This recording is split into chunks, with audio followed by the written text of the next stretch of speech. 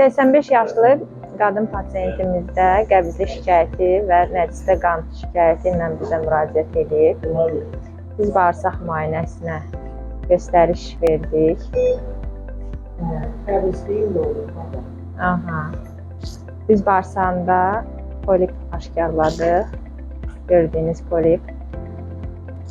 Polipləri çıxartmaq lazımdır mütləq şəkildə. Çünki bağırsaq xərçənginin yaranması üçün risk daşıyan poliplərdəndir. Nə qədər vaxtı yaranıb? Çoxdan elə xəstəlik. Uzun zamandır. Qanı nə zamanda görürsünüz?